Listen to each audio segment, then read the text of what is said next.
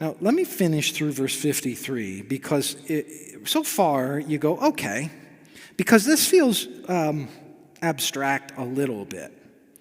All right, Jesus came to bring judgment. He's come to bring fire. He's got a baptism to be baptized with. He's going to suffer rejection. He's going to endure suffering as part and parcel with whatever it means for him to bring judgment upon the world. This next two verses, though, is where this comes home and lands in your lap and mine. And let's be honest, it's landed painfully at times. For from now on, in one house there'll be 5 divided, 3 against 2, 2 against 3. They'll be divided. Father against son, son against father, mother against daughter, daughter against mother-in-law, mother-in-law against her daughter-in-law, and daughter-in-law against her mother-in-law. Now here's what I want you to notice. A couple of things immediately, and then I'm going to show you some observations. This is not an exhortation to be divided. This is not an imperative notion. This is an indicative idea. This is simply what is. This is not saying divide. Yeah?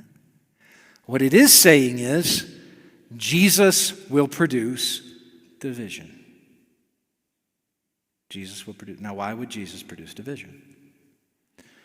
Because Jesus reorients, please listen carefully to the following statement. Jesus reorients the nature of love, and love drives every prioritization of life.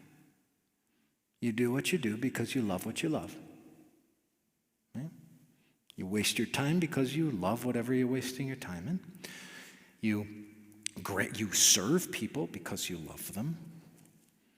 You spend time with your spouse because you love them. You get angry and self-asserting, condescending because you love yourself more than you love someone else. Right? Like wherever, this was Augustine's theme about ethics. Augustine's whole deal was, wherever your love goes, so go I. Hey, you're just following where you love. So you want to change where you go, you change what you love. That's the idea. Okay? Because love is beyond cognition.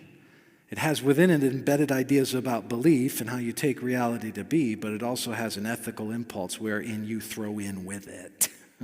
And you're willing to make some sacrifices to that end. So if you're a workaholic, you love your job so much that you will neglect your family because you love your work. And that's why. Or maybe you love your own accomplishments. Perhaps you might move everything off your calendar for the sake of your family and call that virtue. And that's because you've actually idolized or are worshiping your family. You love your family more than you love anything else in the whole world. Right? So the ordering of love is a pretty important thing, by the way. Let's think about that a little bit. Let's think about what it means to have our love rightly ordered.